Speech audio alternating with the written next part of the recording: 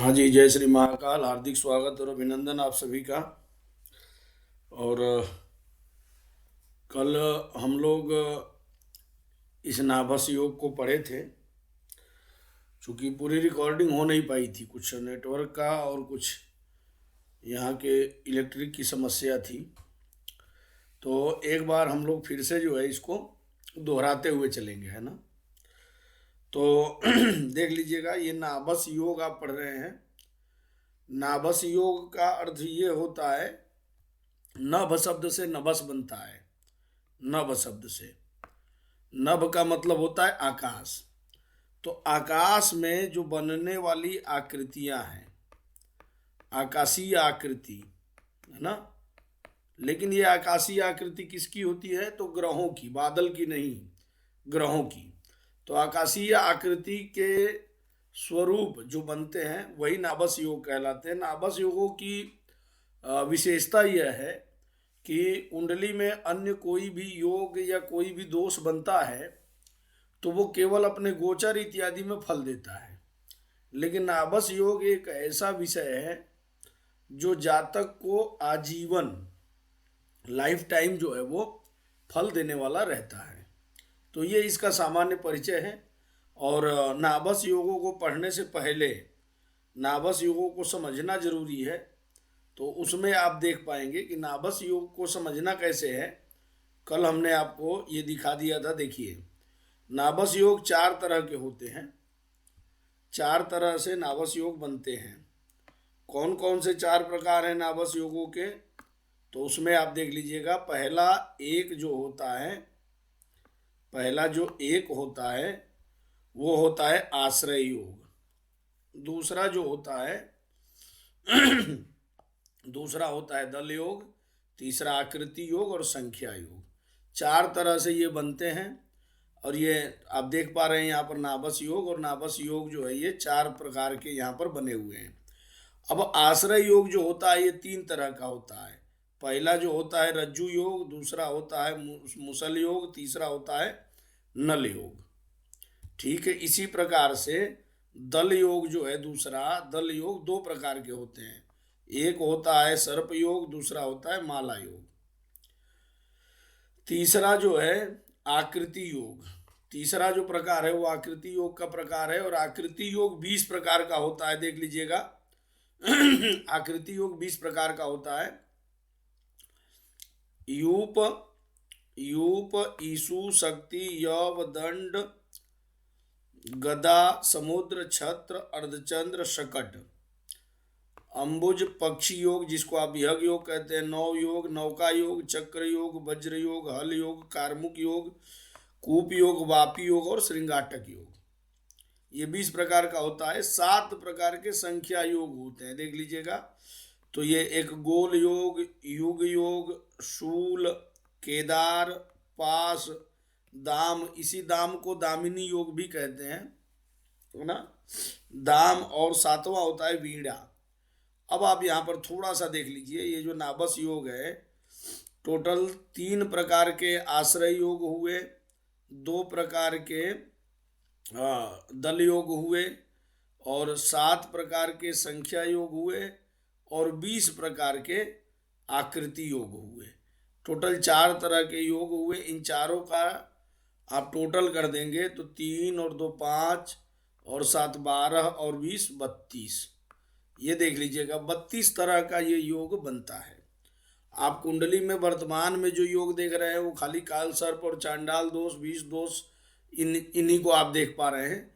ये 32 प्रकार के योग बनते हैं, जो कुछ अच्छे भी हैं, कुछ बुरे भी हैं। लेकिन सामान्यतया ये राजयोग के अंतर्गत आते हैं, इसलिए अच्छे ही हैं। हाँ, इनके जो भी फल इत्यादि कहे गए हैं बहुत डिटेल में आचार्यों ने समझाया है। चलिए, अब हम चलते हैं सीधे लघु जातक ग्रंथ पर, जहाँ पर हम एक एक श्लोकों का, एक एक अक्षर का अध्ययन कर रहे हैं। तो देख लीजिए, सबसे पहले कहा कि आचार्य कहते हैं, चर भवनादिषु सर्वैर आश्रयजा रज्जु मुसल नल योगा। चर भवनादिषु, देखिए यहाँ पर पढ़ाए चुके हैं आप लोगों को कि चर राशियाँ होती हैं, स्थिर राशियाँ होती हैं, द्विस्वभाव राशियाँ होती हैं, है ना। चर राशियाँ जो होती हैं, स्थिर राशियाँ जो होती हैं, द्विस्वभाव राशियाँ होती हैं। तो आप जानते हैं ये चर हैं, ये स्थिर हैं और ये द्विस्वभाव है। 1 2 3 4 5 6 7 8 9 10 11 12, है ना। तो चर राशियों में माने चर राशियां 1 4 7 और 10, इन चर राशियों में अब ये चर राशियां केंद्र में रहे, त्रिकोण में रहे, आपोक्लिम में रहे, पड़भर में रहे, चतुरस्र में रहे, त्रिकोण में रहे, कोई फर्क नहीं पड़ेगा। केवल राशियों को आपको देखना है। इस कुंडली को देखिए, इस कुंडली को देखिए, इसमें चर राशियों में, अब चूंकि ये मकर लग्न की कुंडली है तो सारी चर राशियां केंद्र में ही है, लेकिन ऐसा नहीं है कि केंद्र में ही सारी होनी चाहिए, केंद्र के बाहर भी हो। लेकिन चर राशि में यदि सारे ग्रह बैठ जाएं तो ये रज्जु नाम का योग बनेगा। पहला जो योग बनेगा ये बनेगा रज्जु। दूसरा देख लीजिए, जो मुसल नाम का योग कह रहे हैं वो कैसे बनेगा। तो स्थिर राशियों में, जो राशियों का आपको पहले अध्याय में पढ़ा दिए थे कि पुंस्त्री क्रूरा क्रूरौ चर स्थिर द्विस्वभाव संज्ञाश्च, आपको पहले इसीलिए पढ़ा दिए थे। अब ये देख लीजिएगा, मान लीजिए मेष लग्न की कुंडली है, ठीक है ना।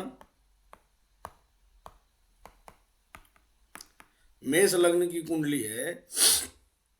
मेष लग्न में स्थिर राशियां कौन सी हैं वो देख लीजिए। स्थिर राशियों में यदि सारे ग्रह बैठ जाएं, स्थिर राशियों में यदि सारे ग्रह बैठ जाएं तब क्या होगा, ये मुसल नाम का योग बनेगा। स्थिर राशियां देख लीजिएगा, ये है, ये है, ये है और ये है, ये स्थिर राशियां हैं। 2 5 8 और 11, ये देखिए यहाँ पर आपको इसीलिए हम ये करके टेबल बना के भी समझा चुके हैं। तो इन राशियों में कहीं भी ये राशियां पड़ी हों 12 खानों में, इनमें जब सारे ग्रह बैठ जाएं, सूर्य, मंगल, चंद्रमा, बुध, शुक्र, शनि, है ना, राहु केतु को छोड़ देना है, तब ये कह रहे हैं कि भैया ये मुसल नाम का योग बनेगा। ये कौन सा योग बनेगा, मुसल। मुसल देखे है ना, ओखली और मूसल वाला मूसल। हाँ, अब कह रहे हैं कि तीसरा जो बनेगा वो नल नाम का योग बनेगा। रज्जु, मुसल और नल। नल योग कैसे बनेगा उसको देख लीजिएगा। नल योग के लिए कहा कि भाई सभी ग्रह जो हैं, सभी ग्रह यदि द्विस्वभाव राशियों में हो, ये देख लीजिएगा। मान लीजिए मिथुन लग्न की कुंडली है,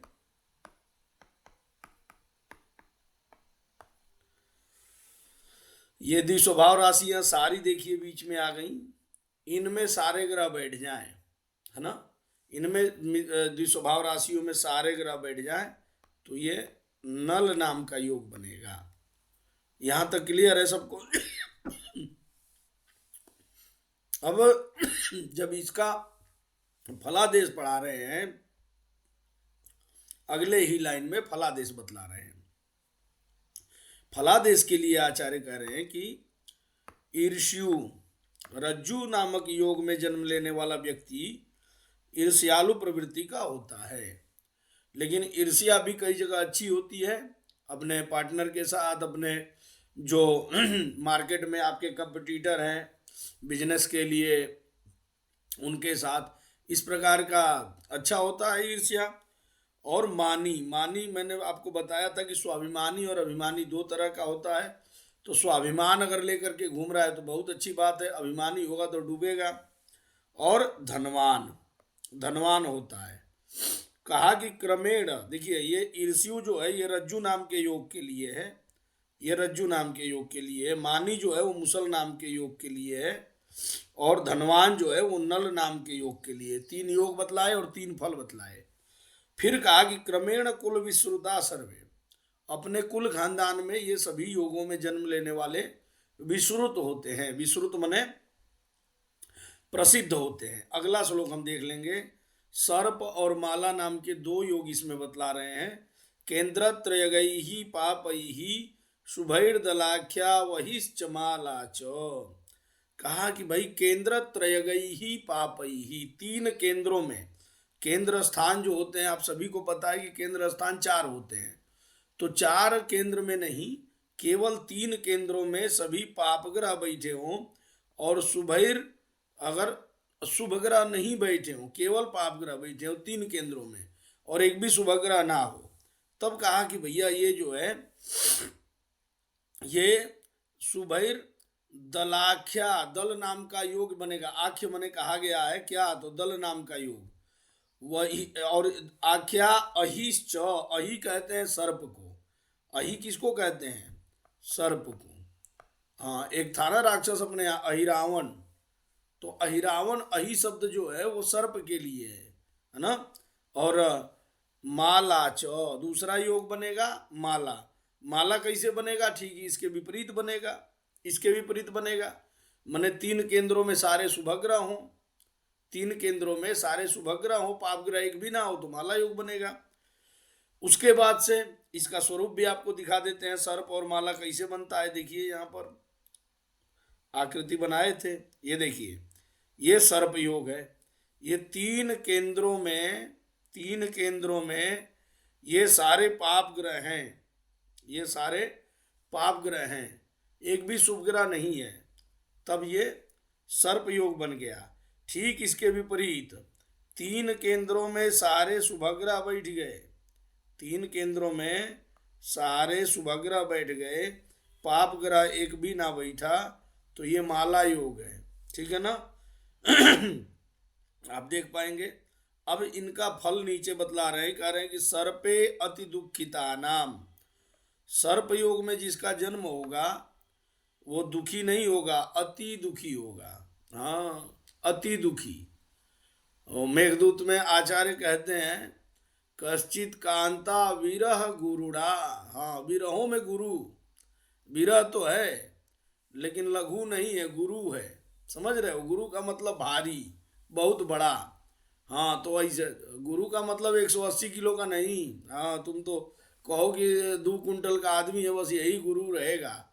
अरे गुरु, गुरु का मतलब होता है कि भारी भरकम जिम्मेदारी वाला, जो 100-500 बच्चों को लेकर के पढ़ा करके और उनको सही रास्ता दिखाए, वो होता है भारी गुरु।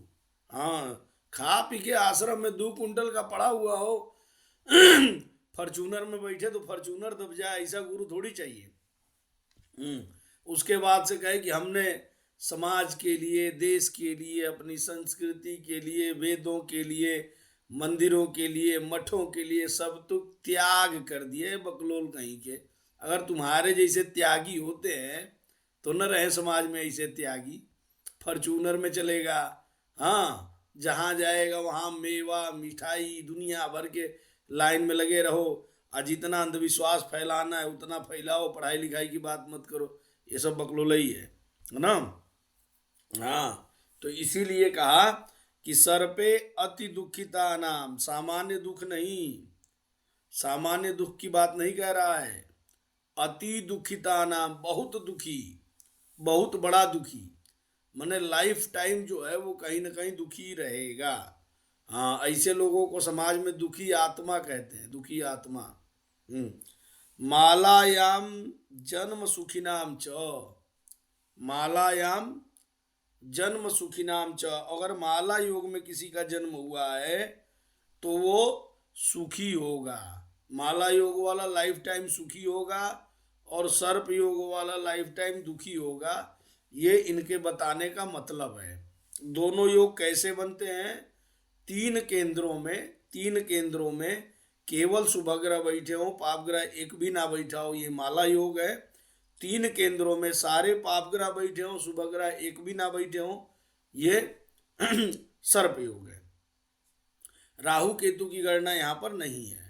और फल में क्या कह दिया कि सर्पे अति दुखिता नाम मालायाम जन्म सुखिनाम च, सर्प योग में जन्म लेगा तो अति दुखी होगा। हाँ, अति दुखी होगा। भाई ग्रह जो होते हैं वो 4 ही होते हैं, ग्रह 4 होता है ना, आचार्यों ने कहा है। लेकिन जब बार बार राशि परिवर्तन कर लेते हैं तो उनको अतिचारी कहते हैं। जैसे बृहस्पति इस समय अतिचारी हो रहे हैं, माने उनकी गति नहीं है, उनकी औकात नहीं है जितनी चलने की, उतनी जबरदस्ती की राशि परिवर्तन कर रहे हैं, उसको अतिचार कहते हैं। चलो अगला योग देख लो यहाँ पर, गदा, शकट, विहग और श्रृंगाटक। देखो ये विहंग नहीं है, ये मिसप्रिंट है। तो गदा, शकट, विहंग, श्रृंगाटक, ये आकृति योग। अब आप आ गए आश्रय योग और दल योग आप पढ़ चुके। देखिए नाभस योग मैंने आपको बतलाया था कि नाभस योग जो है वो 4 प्रकार का होता है। पहला था आश्रय योग, आप पढ़ चुके। दूसरा था दल योग, आप पढ़ चुके। तीसरा है आकृति योग, आप पढ़ने जा रहे हैं। चौथा होता है संख्या योग, लास्ट में पढ़ाएंगे। क्लियर है ना। अब देख लीजिए आकृति योग जो 20 हैं उनमें ये आपको सबसे पहले गदा योग पढ़ा रहे हैं। कह रहे हैं कि द्विरनंतर केंद्र स्थिर गदा, केंद्र स्थिर गदा। यहां पर बात खत्म हो गई। देखिए गदा योग इतने में हो गया। द्विर अनंतर केंद्र स्थिर गदा, 2 केंद्रों में। अनंतर कहते हैं अत्यंत सामीप्य को, नजदीकता को। कुंडली में 4 तो केंद्र हैं, उनमें 2 कौन से समीप हैं देख लीजिए एक बार। स्वरूप जो कल हम आप लोगों को बतलाए थे ये देख लीजिए, इसको आप समीप कहेंगे, है ना। ये गदा योग के लिए माने सारे ग्रह, कुंडली में जितने ग्रह होते हैं 7 ग्रह होते हैं, 7 ग्रह अगर दशम में या सप्तम में बैठे हैं तो ये गदा योग होगा। ये गदा ही है, त्रिशूल नहीं है। बनाने का तरीका हमारा ऐसा है। हाँ, तुम त्रिशूल फरसा कुछ मत समझ लेना। और क्या, तो देखो ये गदा योग है। द्विरनंतर केंद्र स्थिर गदा, 2 समीपवर्ती केंद्रों में सारे ग्रह बैठ जाएं तब ये गदा योग बनता है। आगे चलिए, कहा कि विलग्नास्त संस्थितै सकटम, विलग्नात, विलग्नास्त देख लीजिए, विलग्नास्त। लग्न कहते हैं लग्न कुंडली को, पहले भाव को, और अस्त कहते हैं किस भाव को, सप्तम भाव को। हाँ, पत्नी का भाव जहां पर जाकर सब अस्त हो जाते हैं, शरणागति दीनार्थम परित्राण परायणे। हाँ, तो इसीलिए कहा कि अस्त, सप्तम भाव क्या है, अस्त है। हमारी पीएचडी इसी पर है, इसीलिए बड़ा एकदम धुंधकारी वाला दिमाग चलता है वहां जाने पर। हाँ, तो विलग्नास्त, तो लग्न और अस्त, लग्न और अस्त। संस्थित ही, संस्थित ही कई ही, तो ग्रह ही संस्थित ही, सारे ग्रह बैठे हों कहाँ पर, लग्न में और सप्तम में। तब कहा कौन सा योग बनेगा, शकटम, शकट नाम का योग बनेगा। देखिए ये कल हमने आपको एक बताया भी था कि जब बच्चे छोटे से होते हैं ना तो उस समय जो है एक लकड़ी का खिलौना बनता था। ये हैंडल होता था, ये जहाँ पर मैं कलम घुमा रहा हूँ अभी, ये हैंडल होता था। देख लीजिए सप्तम भाव में ये जो है ये हैंडल होता था। यहाँ भी एक छोटा सा पकड़ने के लिए दोनों तरफ होता था, और यहाँ पर 2 पहिया और 1 पहिया, यहाँ पर 3 पहिया वाला ये खिलौना होता था लकड़ी का। और इसी को ध्यान में रखते हुए आज के 1200-1400 साल पहले एक आचार्य हुए शूद्रक ने एक ग्रंथ लिखा, मृच्छकटिकम। उसका मतलब ही होता है मृत्तिका या षटकम। षटक का मतलब होता है खिलौना, तो मिट्टी का खिलौना। उसमें भाई वो चारुदत्त और वसंत सेना की कहानी आती है। तो वो कहता है कि भाई, उसका लड़का कहता है कि मुझे खिलौना चाहिए। तो वो राजा के यहाँ देख के आया रहता है कि भाई उसका लड़का जो है सोने के खिलौने से खेल रहा है। हाँ, तो अब तो ये गरीब ब्राह्मण रहता है, उसमें तो कहाँ से ले आएगा, तो वो मिट्टी का खिलौना दिलाता है।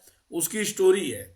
हाँ, खलिया टाइम में ये सब पढ़ा कीजिए आप लोग, तो बहुत सारा आपको नॉलेज मिलेगा। भारत का कल्चर कैसा था आज के 2400 साल पहले, 1200 साल पहले भारत कैसा था उस समय भी। हाँ, गडकरी का मंत्रालय इस समय बहुत बढ़िया काम कर रहा है, हर लोग तारीफ में तारीफ किए पड़े हैं। तो उस जमाने में भी राजमार्ग हुआ करते थे। जब आप मृच्छकटिकम पढ़ेंगे ना तो उसमें वसंत सेना जो है वो जाती है हाईवे पर, राजमार्ग पर, बलि रखने के लिए। बलि जो दीप बलि होती है, हाँ, जो चौराहों पर जा करके नौचंडी में कटवाते हैं ना, कोहड़ा ओढ़ा, और वो दीपक की बलि उली चढ़ाते हैं।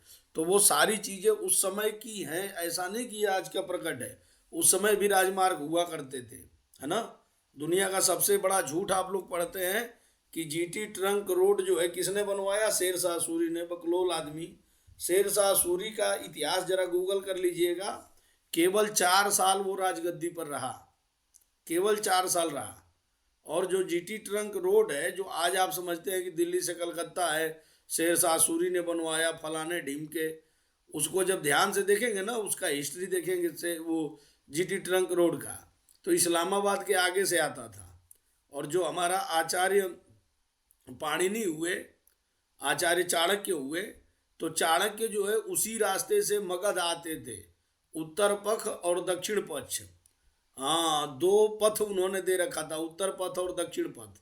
तो बिहार से, बिहार का आदमी उस जमाने में, आज के कितने 100 साल पहले की बात है, जब आपका ये तक्षशिला और नालंदा हुआ करती थी, तो तक्षशिला यूनिवर्सिटियाँ थी वहीं पर, इस्लामाबाद के आसपास, पेशावर।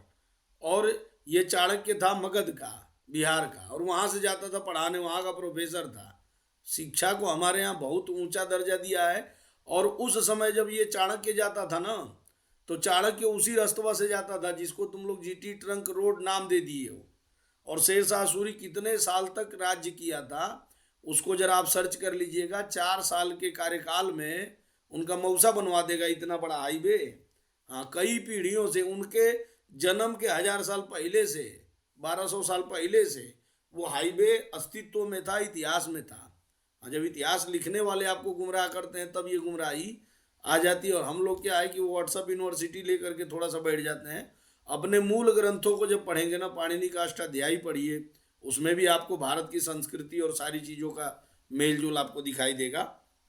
चलिए, तो ये मिट्टी का खिलौना जो था, ये मृत्तिका या षटकम।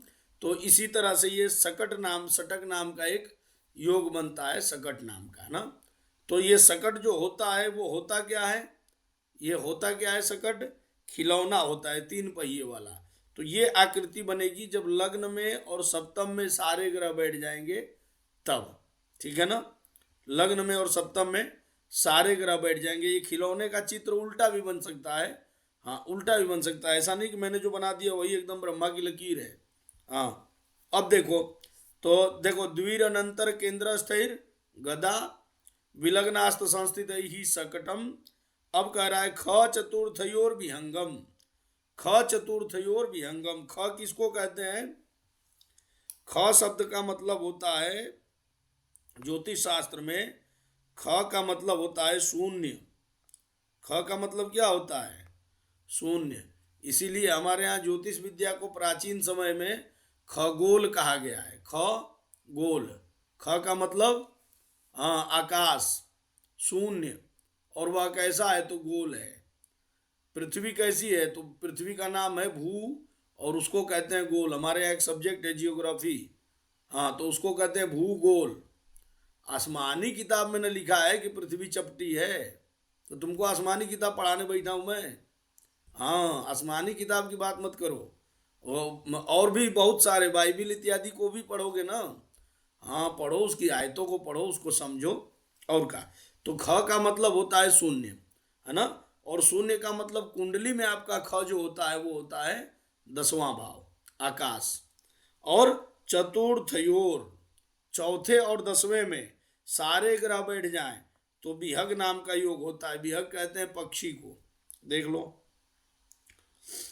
चतुर्थ और 10म में जब सारे ग्रह बैठ जाएं, ये देखो, ये आपका विहग योग है, विहग योग। बात आ रही है समझ में सबको? ये आपका चतुर्थ भाव है कुंडली का, और ये आपका 10म भाव है। इसी में सारे ग्रह बैठ गए हैं। हाँ, ये डेंटिंग पेंटिंग उतना मुझे आता नहीं है, लेकिन जितना आता है ना, आप लोगों के लिए परिश्रम किया है। हाँ, तो आपको समझने के लिए, बाकी आप लोग मुझसे अच्छा बना पाएंगे, मैं जितना जानता हूँ। अब हम तो देखो कुटा उटा के ये सब सीखे हैं, है ना। हाँ, बाकी हमारा का लेना देना था इन सब चीज़ों से। कुटाए उटाए बहुत है तो ये सब थोड़ा सा। चलो, तो ये विहग नाम का योग है। अब जो है श्रृंगाटकम उदय सुत नवगई, देख लीजिएगा। उदय कहते हैं लग्न को, उदय कहते हैं लग्न को, सुत कहते हैं पंचम को, नवगई ही नव कहते हैं नवम को। इसका मतलब हो गया कि कुंडली के जो त्रिकोण भाव हैं, त्रिकोण भावों की बात हो रही है, त्रिकोण में सारे ग्रह बैठ जाए तो श्रृंगाटक नाम का योग। ये ले लीजिए कुंडली है और ये त्रिकोण में जब सारे ग्रह बैठ जाए तो आप देख लीजिए ये कुंडली है और कुंडली में ये श्रृंगाटक नाम का योग दिख रहा है। ठीक है, हाँ, इसको जो है आप बना पाएंगे आसानी से। ये एक अलग आकृति दिख रही है श्रृंगाटक। अब आगे चलते हैं, आगे चलते हैं। श्रृंगाटक के बाद हल योग और गदादि योगों का फल। देखिए अभी तक तो इन्होंने श्रृंगाटक और ये सब बता दिया, अब हल योग तो बताया नहीं, तो फल कहाँ से बतला दिया? तो कहा कि श्रृंगाटक तो अन्य गतैर हलम। श्रृंगाटक जो 159 में बना, उसी 159 में अगला 2 6 10 में बन सकता है। उसी अगला 159 को छोड़ दे तो 2 6 और 10 में बन सकता है, 3 7 11 में बन सकता है, उसके अगले और उसके अगले 4 8 12 में बन सकता है। मने ये श्रृंगाटक जो बना रहे हो, देखो ये श्रृंगाटक आपने बनाया, ये बनाया आपने त्रिकोण में 159 में, ठीक है ना। लेकिन इनका कहना है कि 159 में ना बना के ये 2 6 और 10 यहां से अगर बनाओगे, सेम आकृति बन रही है ना कि कुछ अलगे बन रहा है श्रृंगाटक। ये श्रृंगाटक का अतिरिक्त जो बनेगा ये हल नाम का योग बनेगा। ये कैसा बनेगा? हल नाम का योग बनेगा। हल कैसा होता है देखे हो? हल कैसा होता है? हाँ, तो ये देखो, ये श्रृंगाटक के अतिरिक्त इसके अलावा भी इन्होंने कहा, लीजिए, इन्होंने कहा कि भाई 2 को छोड़ दो, ये 3 पकड़ लो, और ये 6 को छोड़ दो 7 पकड़ लो, और 10 को छोड़ दो 11 पकड़ लो, फिर वही बात आ जाएगी। ठीक है ना। ये अलग अलग ऐसे ही 4 8 12 को पकड़ लोगे तो 3 तरह से श्रृंगाटक बनेगा। 3 तरह से क्या बनेगा? हल नाम का योग बनेगा। उसी को कहा कि श्रृंगाटक तो अन्य गतैर हलम एते साम क्रमात् फलोपनय। इनका मैं क्रम से फल कह रहा हूं। फल जो है अब मैं सामान्य रूप से कह रहा हूं। देखिए आपको योग कौन कौन से पढ़ा है? गदा, सकट, विहग और श्रृंगाटक। ये लीजिए, आपको जो योग पढ़ा दिया आकृति योग के, सबसे पहले कहा गदा, गदा के बाद ये देखिए, गदा के बाद सकट और विहग। गदा, सकट, विहग, श्रृंगाटक और हल। आकृति योग में 1 2 3 4 5 देख लीजिएगा। 3 आश्रय योग आप पढ़ चुके हैं, 3 आश्रय योग पढ़ चुके, 5 आप आकृति योग पढ़ चुके और 2 दल योग पढ़ चुके। माने 12 योग आप पढ़ चुके। बचा कितना? 20 गो। हाँ, अब चलिए, तो कहा कि भैया इनका फल क्रम से देख लो। ये नाम यहाँ लिखने का मतलब था कि भाई आपको समझ में आए कि भैया ये क्या होता है, क्योंकि ये फल जो है ये कई लाइन में बतला रहे हैं क्रमात, और वो भी क्रम से। क्रम आगे पीछे करोगे तो गदा योग का फल सकट में चला जाएगा, सकट का विहग में चला जाएगा, विहग का श्रृंगाटक में चला जाएगा। हाँ, फिर गच्चा खा जाओगे, फिर जजमानो गच्चा खाएगा। तो इसीलिए आचार्य वराम हीर को पता है ना कि 2200 साल पहले चेले सब बैठेंगे हमारे पढ़ने के लिए, ऐसे सवेरे सवेरे ऑनलाइन, हाँ, एक मंडली जुटा के। हाँ, तो इसीलिए जो है ना क्रम से, इसीलिए देखो आचार्य डरते हैं आप लोगों से, कह रहे हैं क्रम से बता रहा हूँ, क्रम से, रुको रुको, धक्का मुक्की मत करो, क्रम से। तो क्रम से देखो, पहले कहा यज्वा। आर्य समाज में आप कभी जाएंगे ना तो यज्ञ को यज्ञ कहते हैं उच्चारण में, और वैदिक पद्धति में भी कई जगह यज्ञ है ना। तो यज्ञ शब्द यज्वा, यज्ञ करने वाला। तो यज्ञ से संबंधित सामान बेच के जीवन यापन करने वाला, यज्ञ करने वाला, जैसे हरि दर्शन का एक प्रोडक्ट आता है अपना, डेनिम अगरबत्ती आती है, ये सब यज्ञ में यूज होता है। तो यज्ञ में जो सामान यूज होता है, चाहे यज्ञ करने वाले जो पुरोहित होते हैं, चाहे ये बड़े बड़े मठ इत्यादि हैं जहां पर यज्ञ चलते रहते हैं निरंतर, इन सब कार्यों में जो लगे हुए हैं उनको जो है कह रहा है कि गदा योग का प्रभाव यज्वा, यज्ञ के संबंधित कार्य कराने में गदा योग जो है अपना सहयोग देगा। शकटा जीवो, शकट मैंने पहले ही बतला दिया कि गाड़ी होता है एक प्रकार का, बैलगाड़ी कह लीजिए। तो गाड़ीवान जो होता है, ट्रांसपोर्टर होता है, वो ड्राइवर हो सकता है, या बहुत बड़ा ये आपका अशोक लीलैंड का ट्रक देखते हो ना जितना भारत में, टाटा का और इसका, ये सब इसी में ट्रांसपोर्ट में आ जाएंगे। हरकारा शब्द एक्चुअल में इनके लिए यूज किया है। हाँ, तो पहले के ज़माने में बैलगाड़ी उड़ी चलाते थे, बैल चलाते थे, बाद में फोर व्हीलर चलाते हैं। अब अंबानी का ड्राइवर हो, हाँ, मर्सिडीज में लेके घूमता हो, लेकिन वो शकटानुजीवी है, शकट से ही उसका आजीविका चल रहा है ना। जो पब्लिक ट्रांसपोर्ट चलाने वाले, बस चलाने वाले हैं, ट्रक चलाने वाले हैं, ये सिटी बस चलाने वाले हैं, मेट्रो चलाने वाले हैं, रेल चलाने वाले हैं, ये सब शकटानुजीवी हैं। आप जब ध्यान से देखेंगे, ये ओला उबर में जो आ रहे हैं ना आपके, रेपिडो में दुपहिया चार पहिया, ये सब शकटानुजीवी हैं। हाँ, रेपिडो कंपनी और ये जितनी आप देखिए शास्त्र का मतलब कि वर्तमान से लेकर और प्राचीन तक आप पहुंचेंगे तभी आप शकटानुजीवी को समझ पाएंगे। आप रेपिडो का ऑर्डर कर देते हैं, ओटीपी बता के बैठ जाते हैं, लेकिन वो है शकटानुजीवी ना। और उस शकटानुजीवी में आप कहीं ना कहीं मदद कर रहे हैं। अगर आपको महीने में 20 दिन 15 दिन ओला उबर करना पड़ रहा है, इसका मतलब कि आपका भी कहीं ना कहीं शकट युगो बन रहा है आपकी कुंडली में भी। हाँ, आप उसके बहुत नजदीक जा रहे हैं शकटानुजीवी के।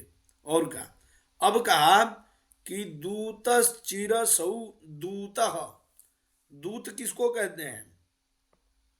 हाँ, महाराज की जय हो, संदेशा लाया हूँ, वो वाला दूत। अब वो वाला समय चला गया। आज जो है राजदूत होते हैं, हर देशों में अपने अपने दूतावास होते हैं, है ना।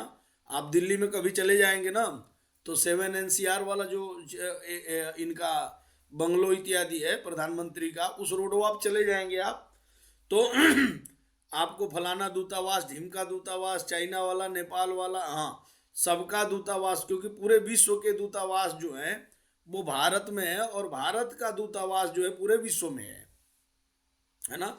अपने ग्रुप में एक अखिलेश मिश्रा जी हैं, वो आयरलैंड के दूतावास हैं, है ना। वो वहाँ के आयरलैंड में रहते हैं, लेकिन हैं भारत के दूत हैं। तो वो दूत प्रकार, एक प्रकार का दूत है।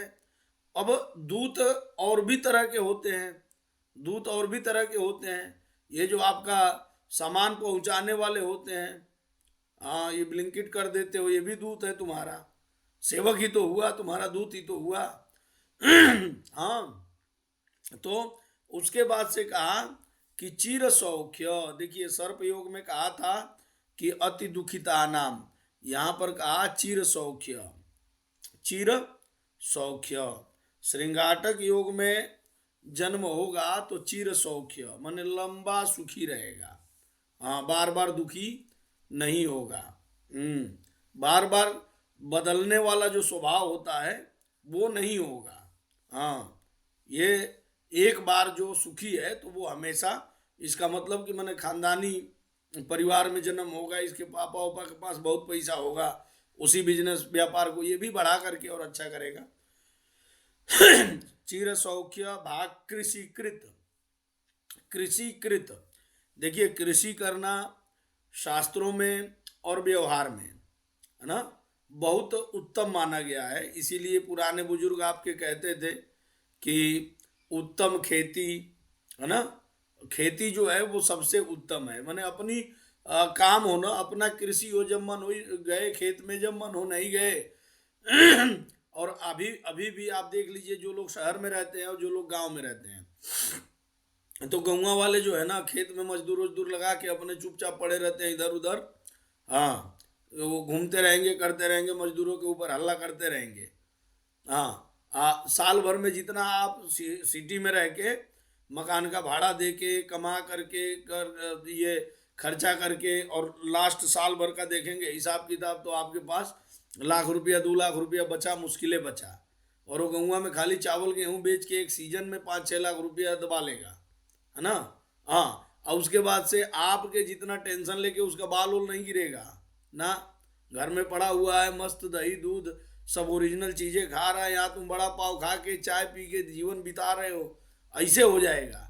तो इसीलिए ऋषियों ने, देखो ऋषि बहुत दूरदृष्टा थे ना, तो कहा कि पारुल हमारे ऊपर हंस रहा है बकलोल कहीं के, हम बड़ा पाव खा के यहाँ पड़े हुए हैं, देख रहे हो। हाँ, आओ आज तुम आओ, तुमको बताते हैं। तो इसीलिए जो है कृषि कृत जो है यहाँ पर निकृष्ट नहीं है, कृषि कर्म करने वाला जो है श्रेष्ठ माना गया है। राजा विदेह की, आप सीता माता के जो पिताजी हुए हैं, जनक हुए हैं, उनको देख लीजिए, वो भी किसान थे। बड़े से बड़ा सरदार वल्लभ भाई पटेल से लेके दुनिया को देख लीजिए, सब किसान लोग ही आगे आए हैं। और भारत तो वैसे ही किसानों का देश है, भारत जो है वैसे ही किसानों का देश है। अब प्रैक्टिकल भी देख लो, अगर किसान ना रहे तो सोना रुपया खा के थोड़ी जियोगे। हाँ, ये पिज्ज़ा बर्गर खा के कितना दिन जियोगे। अब पिज्ज़ा बर्गर में भी जो बनता है वो कहाँ से लाओगे, सब किसान से आएगा। ठीक है, तो ये जो है यहाँ तक हल योग का। और अब अगला श्लोक कह रहे हैं कि वज्र यव कमल और वापी, 4 योग इसमें बतला रहे हैं, है ना। 4 योग इसमें बतला रहे हैं, वज्र यव कमल और वापी। तो उसमें कह रहे हैं क्रूरैहि सुख कर्मस्थैहि सौम्यैर उदर उदयास्त संस्थितैर वज्रम। कहा कि क्रूरैहि सुख कर्मस्थैहि, सुख भाव कौन सा है कुंडली का, चौथा, और कर्म भाव कौन सा है, 10वां। देख लीजिएगा, सुख कर्मस्थैहि, सुख का मतलब 4, कर्म का मतलब 10, क्रूर का मतलब पापी। तो पापी ग्रह जो है चौथे और 10वें में रहे, और सौम्य ही शुभ ग्रह कहाँ रहे, तो उदय, उदय मने लग्न में, और अस्त मने सप्तम में, संस्थित रहने से वज्र नामक योग बनेगा। कौन सा योग बनेगा, वज्र नामक योग बनेगा। अब ये वज्र नामक योग कैसा होता है पहले इसको समझ लीजिए अच्छे से, कि ये वज्र नामक योग में क्या क्या चीजें हो सकती हैं और क्या क्या चीजें घट बढ़ सकती हैं। तो ये जो योग है, मैं आपको पहले ही बतला चुका हूं कि ये जो योग है ये लाइफ टाइम के लिए है ना। तो कुंडली एक बना करके हम इसको देख लेंगे पहले, तो और समझ में आ जाएगा। चलिए कुंडली एक बना लेते हैं। यहाँ पर इन्होंने कहा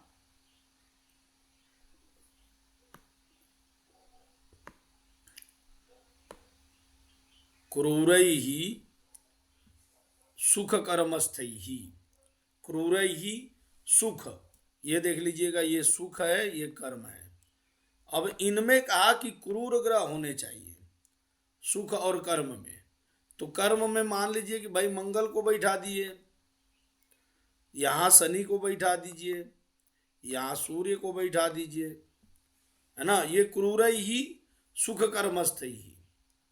उसके बाद से क्या कहा, क्रूरैहि सुख कर्मस्थैहि के बाद क्या कहा कि सौम्यैर उदर उदय अस्त संस्थितैर, सौम्यई शुभग्रह जो है उदय और अस्त, यहाँ पर गुरु बैठ गए, यहाँ पर शुक्र बैठ गए, है ना। हालांकि सूर्य से शुक्र इतना दूर कभी होगा नहीं, मैं एक उदाहरण के लिए बात कर रहा हूँ, है ना। उसके बाद से बुध को भी यहाँ बैठा दीजिए तो शुभग्रह ही हो गया, ठीक है। और चंद्रमा को यहाँ बैठा दीजिए शुक्र के साथ, वो भी बलवान हो गया। तो ये जो योग बन गया कि मने चतुर्थ में और दशम में तो पाप ग्रह चाहिए, चतुर्थ में और दशम में पाप ग्रह चाहिए, लेकिन लेकिन कह रहे हैं कि भैया इसमें जो है, किसमें, हाँ, सप्तम में और लग्न में शुभ ग्रह चाहिए। अब इसमें आकृति कैसे बनेगी वज्र की, तो वज्र की आकृति देख लीजिए। ग्रह तो समझ में आ गए सबको ना, मिटा दूं? हाँ, नहीं भी बोलोगे तो मैं आधा इधर से मिटाना शुरू कर ही चुका हूँ। अंगूठवा अंगूठवा हिलाओगे तो थोड़ा आत्मसम्मान बढ़ेगा कि हाँ सब सुन रहे हैं। और क्या, अपने आप में खुश रहा करो। देखो इधर वज्र योग के लिए कहा आचार्य ने कि भाई एक तो इसमें देखिए कहा कि ये सीधी सी बात है कि लग्न में और सप्तम में, तो ये लग्न और सप्तम में शुभग्रह चाहिए, शुभग्रह चाहिए। वज्र होता कैसा है देखा है आप लोगों ने?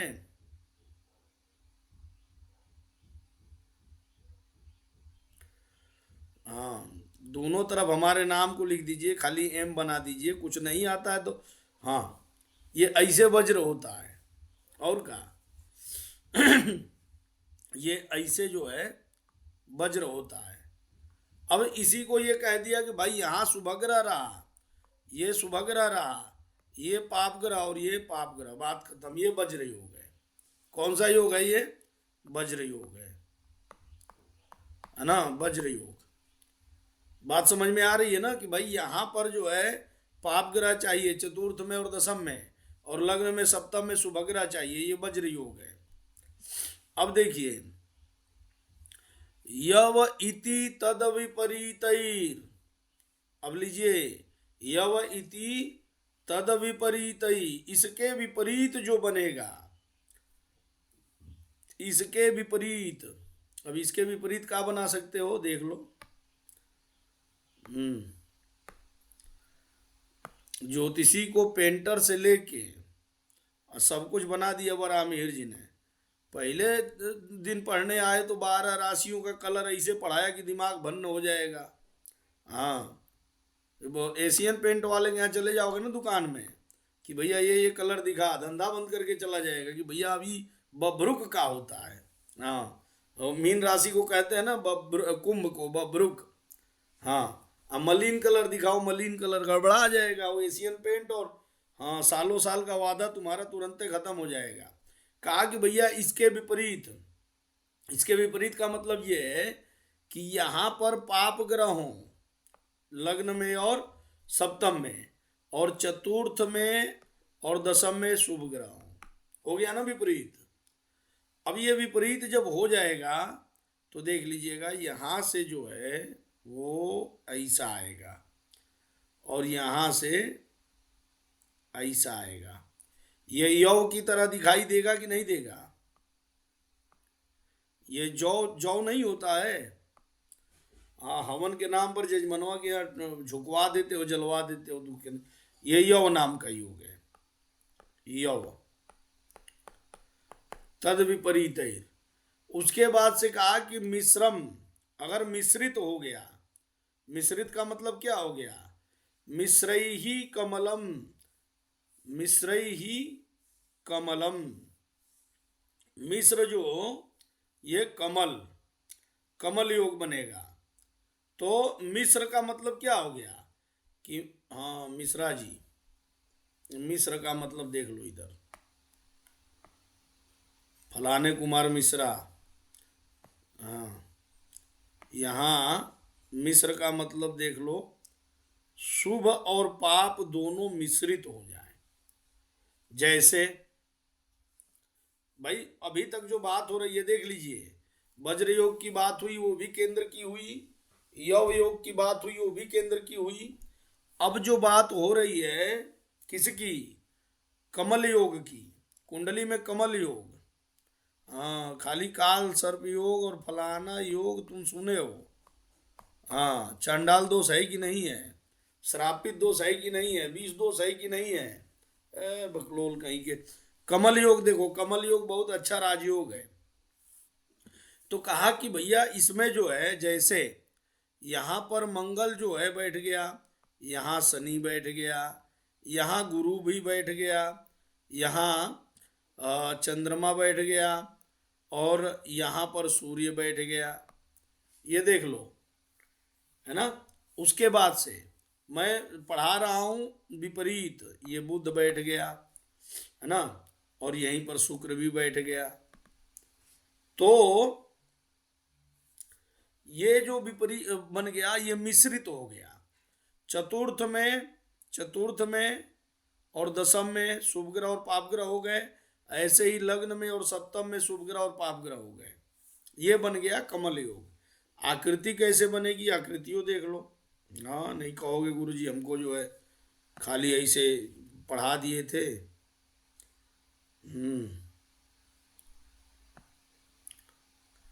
एक डेंटर पेंटर साथ में रखना पड़ेगा। जैसे बोले कमल योग तो कमल बना के दे दे, हाथ में लो पकड़ो। हाँ चलो, इसमें इन्होंने कहा कि भाई ये जो है यहाँ से देखो कमल योग बनता, कमल जो बनता है ऐसे होता है। देखे हो कमल? स्कूलवा में तो खूब बनाए होगे। और क्या, ये देखो कमल ऐसे पंखुड़ियाँ रहती हैं। अब मुझसे बढ़िया अगर बना पाओ तो बना लेना, हंसना मत। हाँ, नहीं तुम्हारे बकलोले ही दूर कर देंगे। देखो ये कमल है, मान लो ये कमल है, मानना पड़ेगा, है ना। ये इसमें कहा कि ये शुभ ग्रह और पाप ग्रह मिक्स हो जाए, शुभ ग्रह और पाप ग्रह मिक्स हो जाए तो ये कमल योग बनेगा। ठीक है ना। देख लो, इस आपको पढ़ा दिया, इसमें कितने योग पढ़ा दिए? वज्र योग, यव योग और कमल योग। अभी एक योग और बता रहे हैं, कौन सा योग है देख लो।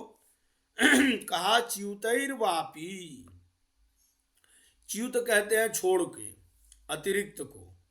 तो इसके अतिरिक्त जो होगा, यह इसके अतिरिक्त जो होगा वो कह रहे हैं कि वापी योग होगा। वापी योग देखो, वापी का मतलब वैसे ही बहुत शुभ नहीं माना जाता है। वापी देखो कैसे बनेगा, ये मान लो कुंडलिया है, तो ये देखो, अब चूंकि नाभस योग है ना, तो सीधे सीधे इसको खराब नहीं कह सकते। आचार्य वरामिहिर जी, हाँ, उनकी भी अपनी मान लो मर्यादा है कि सीधे सीधे क्या कहें। तो यहाँ पर वापी योग का मतलब ये है कि पहले आपको देखो कितने तरीके से, देखो अपनी बात को कहने का जो तरीका होता है ना, वो आचार्यों से सीखो। कि आचार्य भाई सीधे सीधे चाहते तो कह देते कि केंद्र में कोई ग्रह ना हो तो वापी योग बनेगा, लो। लेकिन केंद्र में कोई ग्रह ना हो जैसे कहोगे वैसे क्या हो जाएगा, आदमी के दिमाग में बैठ जाएगा कि केंद्र और त्रिकोण की तो इतनी बड़ाई किए थे शुरू में, तो इसका मतलब बेटा कि केंद्र में कोनो ग्रह नहीं है तो खतरनाक हो गया, तो डराए नहीं। हाँ, जो जो कुंडलिया लेके हाथ में धमकाना शुरू कर देते हो जजमान को, अरे मैंने ऐसा देखा था, अभी 10 दिन पहले ही एक को बताया था कि बेटा तुम्हारा पैर टूटेगा, आज वो नहीं है इस दुनिया में, देख लो हम तो ऐसे फलादेश करते हैं। ए बकलोल। तो देखो ये जो है वापी योग, ये बनता है। इन्होंने सबसे पहले आपको देखो कितने योग पढ़ाए यहाँ पर। वज्र योग के लिए कहा कि चतुर्थ में और दशम में सारे पाप ग्रह हों, लग्न में और सप्तम में सारे शुभ ग्रह हों, तो वज्र योग बनेगा। ठीक इसके विपरीत कहा कि शुभ ग्रह चतुर्थ में और दशम में हो, पाप ग्रह लग्न में और सप्तम में हो तो यव योग बनेगा। दोनों को मिला करके केंद्र में सारे ग्रह बैठे हों तो कहा कि कमल योग बनेगा। अब कहा कि केंद्र को छोड़कर च्युतैर, वापी, पड़फर में और आपोकिलिम में, च्युतैर कह दिया तो उससे किसका बोध होगा? पड़फर का और आपोकिलिम का। लो, तो अब इसमें पड़फर कौन सा है, आपोकिलिम कौन सा है, देख लो। ये जितने भाव बच गए ना, ये सब पड़फर और आपोकिलिम है। इसका मतलब है कि इसमें कोई भी एक भी ग्रह ना बैठे। अच्छा, ये वापी की तरह नहीं दिख रहा है कि चारों ओर ग्रह बैठे हैं और बिचवा में पूरा खाली है। वापी होता कैसे? वापी देखे हो? हाँ, तो टिकट कर लो, मेरा भी कर लो, राजस्थान में ले चलो, वापी दिखा के ले आते। हाँ, खलिया बैठे हैं तो चलेंगे, घूम आएंगे इसी बहाने, ठंडी अभी बहुत है, कुछ दिन बाद चलेंगे। तो वापी जो होता है, हाँ, और ज़्यादा अगर न समझ में आए तो हमारे यहाँ बड़ोदरा से आगे मुंबई के बीच में एक पूरा डिस्ट्रिक्ट है वापी। हाँ, और जब हम ज्योतिष पढ़ना शुरू किए थे तो पहला श्लोक वही रटे थे, वापी कूप तडागादि हननम चैव कारयेत। हाँ, तो इसीलिए वापी से बड़ा रिश्ता है हमारा। तो वापी चलो, दमन चलो, वहीं है बगले में, सिलवासा है, दमन है, वापी है। तो ये वापी योग पढ़ रहे हो।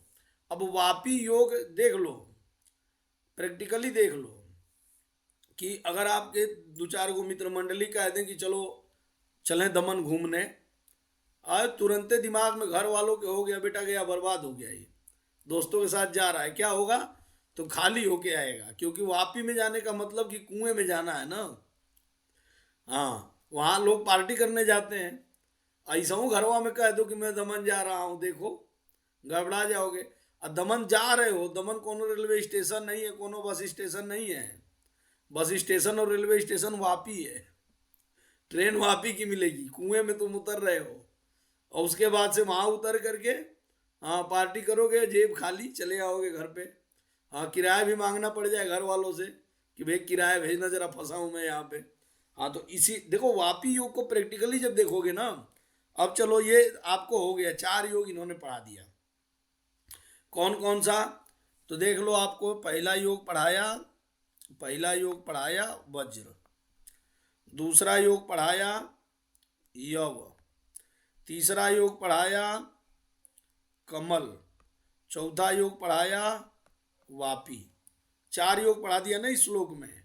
अब आ जाओ, कहा कि यूप, शर, शक्ति और दंड, 4 योग और पढ़ा रहे हैं। लो, 4 योग और पढ़ा रहे हैं, यूप, शर, शक्ति और दंड। कहा कि भैया लग्नादि कंटकेभ्य, आपको भावों की संज्ञा पढ़ा चुके हैं पहले, याद है। हाँ, भावों की आपको संज्ञा पढ़ा चुके हैं। तो संज्ञा में क्या पढ़ाए हैं, केंद्र, चतुष्टय, कंटक संज्ञा पढ़ा चुके हैं ना। हाँ, तो कंटक शब्द यहाँ पर इन्होंने यूज में लिया है, तो कंफ्यूज नहीं होना है। तो लग्नादि कंटकेभ्य चतुर्गृहावस्थितैर्ग्रहैर्योगा। अब कह रहे हैं कि भैया देख लो, 1 से लेकर लग्नादि कंटकेभ्य, 1 से लेकर 4 तक, और 4 से लेकर, देखो केंद्र की कितनी स्थितियां बनती है पहले देख लो। केंद्र सरकार की मैं बातें नहीं कर रहा हूं, उसकी स्थिति तो कुछ बन सकती है भैया, कभी कोई नियम कानून आ सकता है। तुम कुंडली पर ध्यान दो। हाँ, वो नेताओं वाले की केंद्र ने ये कहा, केंद्र ने वो कहा, अरे भैया केंद्र यहाँ कुंडली है। देखो 4 स्थितियां बनती हैं केंद्र की, है ना। केंद्र की 4 स्थितियां बनती है। एक बनेगा लग्न से लेकर चतुर्थ तक, एक बनेगा चतुर्थ से लेकर सप्तम तक, एक बनेगा सप्तम से लेकर दशम तक, एक बनेगा दशम से लेकर लग्न तक। ये सब जुड़े हुए आपस में। आ रही ये बात समझ में। जब गणित प्रक्रिया थोड़ा सा अगर आप पढ़े होंगे कुंडली का, तो यही जो है रात का समय, दिन का समय, दोपहर का समय और सुबह का समय आप तय करते हैं भावों से, सूर्य की स्थिति से। बस उसी को यहाँ पर घुमा दिया है आचार्य ने, यहाँ पर थोड़ा सा अलग कह दिया। कहा कि भैया देखो ये 4 स्थितियां बनेंगी। तो लग्नादि कंटकेभ्य इसी बात का है कि लग्न आदि, लग्न से शुरू करके कंटकेभ्य केंद्र के, चतुर्गृहावस्थित 4 घर होते हैं, और चारों घर क्रम से आगे बढ़ने पर ग्रही एतैर्ग्रहैर् योगा। हाँ, इनमें ग्रहों के योग से यूप, देखिए एक योग है यूप, ईसु, शक्ति और दंड, है ना। अब कह रहे हैं कि भैया यहां तक तो बात कह दी योग की, आगे आगे जो है चलते चलते एक बात कह दिया कि वज्रादीनाम फलान्यस्मात्। अब मैं फल भी कह रहा हूं, किसके, वज्रादि के। तो वज्रादि कौन से? तो वज्र योग पढ़ाए आपको पीछे, यव योग पढ़ाए आपको, कमल योग पढ़ाए आपको, वापी योग पढ़ाए, फल तो किसी का नहीं पढ़ाया। तो अब जो है ये 4 योग और समझ लो, और 4 योग पीछे समझ चुके हो। 8 योग समझ लोगे ना तो 8 का फल हम एक लाइन में तुमको बता देंगे। चलिए, इस देखिए इन योगों का विस्तृत फल जो है आचार्यों ने, आप मानसागरी पढ़ेंगे, आप जातक पारिजात पढ़ेंगे, आप जातका भरण पढ़ेंगे, जातक तत्व पढ़ेंगे, उनमें बहुत विस्तृत एक एक पेज का फल इनका दिया हुआ है। ऐसी बात नहीं है, क्योंकि अब ये ग्रंथ ही सार संक्षेप वाला है। तो आचार्य को ये भी तो बात है ना कि भाई कब से लघु जातक पढ़ाना शुरू किया है, हाँ खत्म नहीं हो रहा है, तो बताओ थक जाएंगे सब।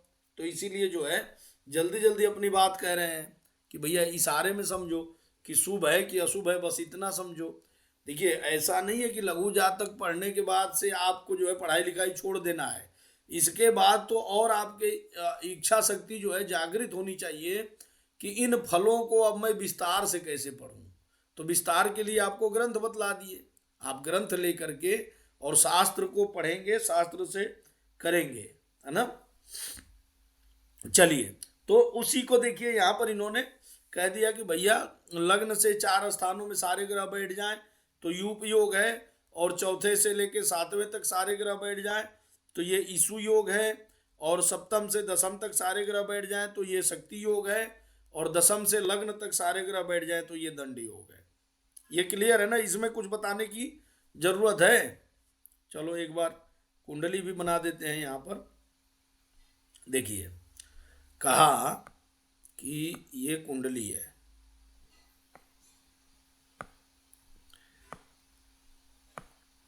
ये इसमें कहा कि भैया लग्न से चतुर्थ तक इतने में सारे ग्रह यदि बैठ जाएं, इतने में ही सारे ग्रह बैठ जाएं तो ये कौन सा योग होगा? यूप योग होगा, यूप योग है ना, यूप योग होगा। उसके बाद से अब ये यूप योग बनता कैसे है, इसकी आकृति अगर देखेंगे ना। अच्छा, यूप शब्द जो है आपको ये भी पता नहीं होगा यूप है क्या। जो लोग यज्ञ इत्यादि करते हैं तो हवन कुंडवा जो होता है ना, तो एक्चुअल में हवन कुंड में आप किसी भी तरह से एक बार अग्नि प्रज्वलित हो गई तो उसमें बार बार आप माचिस नहीं मार सकते, पहली बात। दूसरी बात यह है कि यूप जो होता है एक प्रकार का काष्ठ होता है जो आपको अग्नि में खोर खार करने का परमिशन देता है, या उसी से आप अग्नि को थोड़ा सा डिस्टर्ब कर सकते हैं। वो यूप होता है, देखिए इस तरह से होता है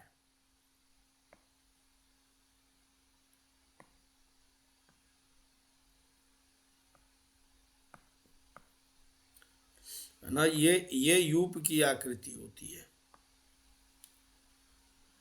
ये इधर वाली लाइन गलत हो गई, ये नहीं रहती है लाइन, बस ये यूप योग है। समझ में आ रहा है सबको? ये यूप है ना, ये यूप है। यूप के बाद इन्होंने कहा कि भैया सर योग बनेगा। सर किसको कहते हैं? सर कहते हैं बाण को, बाण को या तीर को, है ना। तो यहां से जो है अगले 4 तक, चौथे से लेके सप्तम तक, तो चौथे से लेके और सप्तम तक देख लो, ये है। मुझे लगता है 1 महीना मुझे पेंटिंग का क्लास जाना पड़ेगा भैया। क्लास सर वो ईशु ईशु योग है या शर है? सर ये बता रहा हूं मैं, एक बार देख भी लेता हूं कि कौन सा है। ये आपको जो बताए यूप ईशु, हाँ ईशु भी देखिए, ईशु भी बाण को ही कहते हैं, सर या ईशु इसी को कहते हैं ना। तो ईशु जो है वो बाण होता है। ये देख लीजिएगा कि इन्होंने कहा कि भैया इसको जो है अब हाँ, ये बाण इस तरह का बनता है।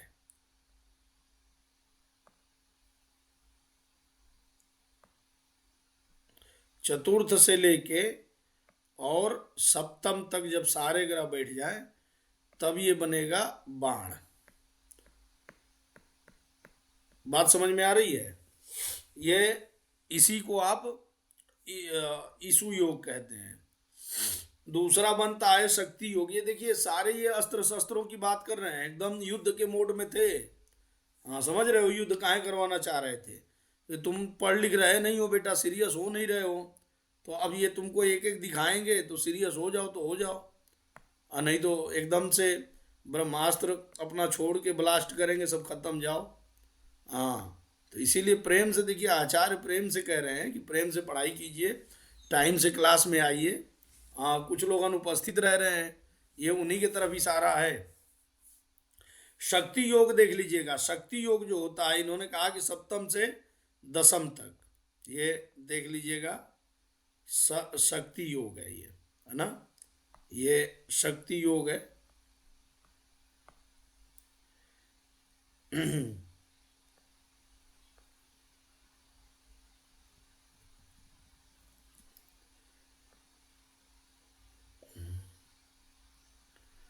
हाँ, ये करेला नहीं है, शक्ति है, ये शक्ति योग है ना, ये शक्ति योग है, शक्ति।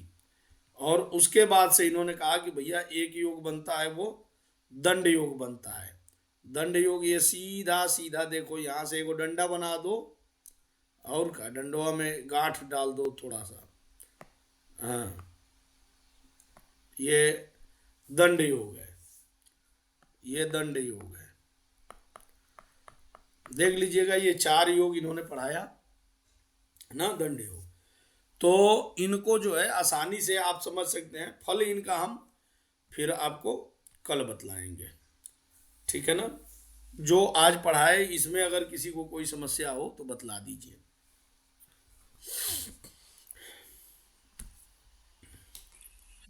सर ये जिन योगों की भी बात है उसमें सारे ग्रह राहु केतु को छोड़, बिल्कुल, राहु केतु देखिए अब आज की कुंडली में तो बैठते ही हैं, लेकिन राहु केतु का फल वो डिस्टर्ब नहीं करेंगे इन योगों को, है ना।